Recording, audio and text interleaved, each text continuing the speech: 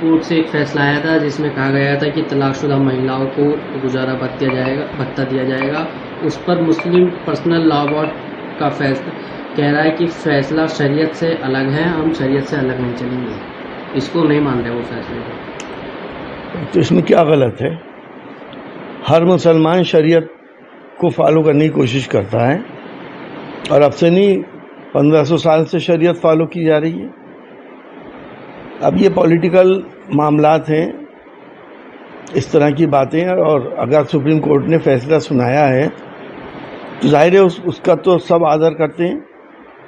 अब ये महिला के ऊपर है कि वो शरीयत को मानेगी या इस फैसले को मानेगी। जैसे मैंने पहले भी कहा था कि अगर अनअवॉइडेबल सर्कमस्टांसेस हैं, बहुत करप्ट महिला है किसी की और वो अवैध संबंध है दूसरों से और उसको कोई तलाक दे देता है, तो क्या सुप्रीम कोर्ट उसको भी भत्ता दिलवाएगा? या किसी की 3-3 तलाकें हो गई हैं, ऐसे केसेस भी हैं, या 3-3 लोग उसको भत्ता देंगे? और एक और समस्या ये भी है कि बहुत सी औरतें घर छोड़ के भाग जाती हैं, छोटे छोटे बच्चों को छोड़ जाती हैं। क्या वो महिलाएं अपने शौहरों को भत्ता देंगी? इसके बहुत पहलू हैं।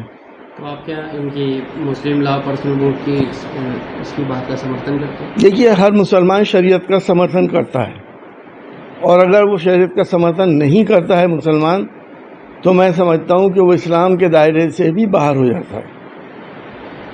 सर, कल बीजेपी की लोकसभा चुनाव संपन्न होने के बाद कल बैठक हुई है जिसमें राष्ट्रीय अध्यक्ष जेपी नड्डा, पूर्व केंद्रीय मंत्री स्मृति ईरानी समेत 3000 नेता शामिल हुए।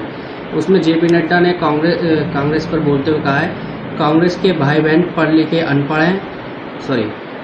जेपी नड्डा ने कहा है कि 90 बार कांग्रेस ने चुनी हुई सरकारों को गिराया है, ये आज प्रजातंत्र की दुहाई देने लगे हैं और संविधान के रक्षक बन गए। उन्होंने राहुल प्रियंका का नाम लिए बगैर उन्हें पढ़ा लिखा अनपढ़ बताया। देखिए, बीजेपी अपनी खिसियाट निकाल रही है। पहले तो बीजेपी का इतिहास रहा है 5000 साल पहले हिंदुस्तान को वापस ले जाओ, कभी वो 50 साल पहले इमरजेंसी में ले आते हैं। उन्हें कोई मुद्दा ही नहीं मिल रहा है। मुद्दे की बात करें कि तुमने देश को कहाँ पहुँचा दिया, देश का सांप्रदायिक सौहार्द कहाँ चला गया। नफरतों की सौदागरी कर करके तुमने सिंहासन हासिल करे हैं अब तक। अब वो जनता समझ गई, ये हिंदू भाई भी जानते हैं, मुसलमान भाई भी जानते हैं कि ये सियासत अब बांटने वाली सियासत नहीं चलेगी, अब प्यार मोहब्बत की सियासत चलेगी, तभी हमारा देश आगे बढ़ सकता है। उसमें कल मीटिंग में सीएम योगी ने कहा कि 2027 में भी भाजपा सरकार बनेगी। जो लोग उछल कूद करने का प्रयास कर रहे हैं, और मुझे लगता है कि दोबारा इनको उछल कूद करने का मौका नहीं मिल पाएगा। अब हो सकता है वो ज्योतिष भी हो और उन्हें पता हो किसकी बनेगी किसकी नहीं बनेगी, ये तो ऊपर वाले ही जानता है। हालात अब यही है कि अब भाजपा को लोग नकार रहे हैं। प्रदेश अध्यक्ष भूपेंद्र चौधरी कह रहे हैं कि अखिलेश यादव आपको सावधान कर रहा हूं, ये कांग्रेस भस्मासुर है और बहुत जल्दी आपको ठिकाने लगा देगी। कांग्रेस की नज़र आपके मुस्लिम वोट पर पड़ गई है। उनकी राय है, बड़े नेता हैं और सम्मानित नेता हैं।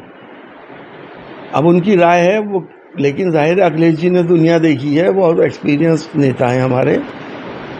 मुस्लिम समाज उसी के साथ जाएगा जो प्यार मोहब्बत की बात करेगा, जो सांप्रदायिक सौहार्द की बात करेगा, जो सबके साथ इंसाफ की बात करेगा।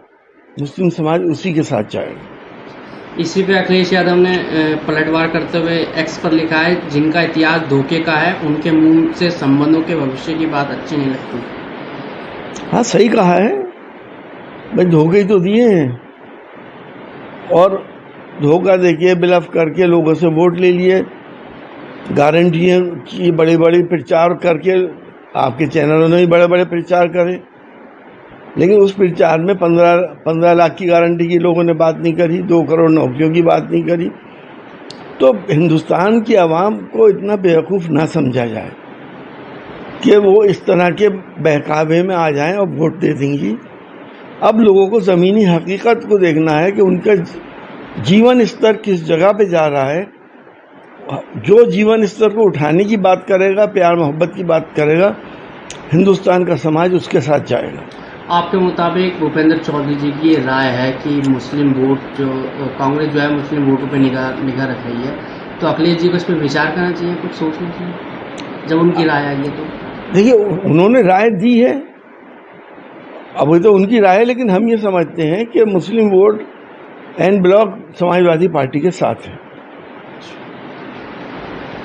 कांग्रेस नेता प्रमोद तिवारी कह रहे हैं भाजपा ने कोई वादा पूरा नहीं किया, सरकार किसी मामले में सफल नहीं हुई, वह 303 सीटों से 340 सीटों पर आ गए, अगली बार वह 40 सीटों पर सीमित रह जाएंगे।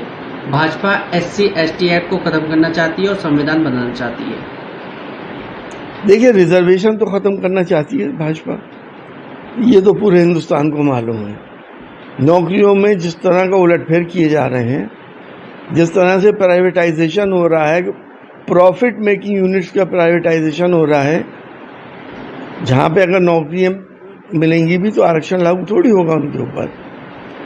तो ये तो हकीकत है कि संविधान की मंशा के खिलाफ काम हो रहा है और लोगों का आरक्षण खत्म करने की साजिशें हो रही हैं।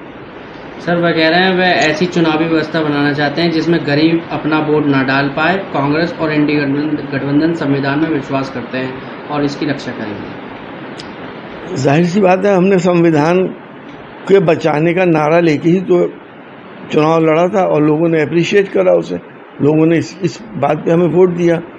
अब वोट इसलिए नहीं दिया कि हमने नारा दे दिया, वोट इसलिए दिया कि ज़मीनी हकीकत भी यही है कि संविधान को बहुत बड़ा ख़तरा हो गया है। संविधान के जो फंडामेंटल्स हैं उनको बहुत बड़ा खतरा है। सर, लास्ट सवाल है। कांग्रेस सांसद गौरव गंगोई कह रहे हैं कि मुझे पीएम मोदी और सरकार से कोई उम्मीद नहीं है। मोदी जी के पास अंबानी और अडानी के लिए अभी भी समय है, लेकिन गरीबों और मध्यम वर्ग के लिए नहीं। महंगाई और बेरोजगारी चरम पर है। अगर कोई और पीएम होता तो बीजेपी महंगाई के खिलाफ कदम उठा सकती थी। मणिपुर में अशांति के बाद भी सीएम और गृह मंत्री को बरकरार रखा गया है। देखिए, हमारे प्रधानमंत्री जी को अभी तक मणिपुर जाने की फुर्सत नहीं मिली, सब जगह जा रहे हैं और इंसानियत ने वहाँ पर वो मंजर देखे हैं जो अब इससे पहले कभी जो हमारी बहन बेटियों के साथ हुआ था, ऐसे मंजर कभी इंसानियत ने नहीं देखे थे। प्रधानमंत्री सबके प्रधानमंत्री हैं। अगर वो कहीं जाते हैं तो कम से कम मॉरल सपोर्ट होता है, उन दुखियारों के आंसू पूछते हैं कि प्रधानमंत्री जी हमारे पास आ गए, हमारी बात सुन गए। भले से करें कुछ या ना करें, जाना तो चाहिए था। उन्हें इतनी फुर्सत नहीं है क्योंकि वो गरीब थे। तो मैं तो यही जानता हूं कि गरीबों की फिक्र सब भी भाजपा को बिल्कुल नहीं है। वह कह रहे हैं अंबानी और अडानी के लिए अभी भी समय है मोदी जी के पास। जाहिर सी बात है, वो समय तो दे ही रहे हैं उनको। मैं इस पे आपके इस क्वेश्चन पे शादी का जिक्र नहीं करूँगा। शादी में तो एक संस्कार होते हैं, सभी लोग जाते हैं और जाना भी चाहिए, लेकिन जिस तरह के उनको छूटें मिल रही हैं, जिस तरह से उनको प्रोत्साहन मिल रहे हैं, तो वो बगैर प्रधानमंत्री जी की मर्जी के बगैर थोड़ी हो जाएगा।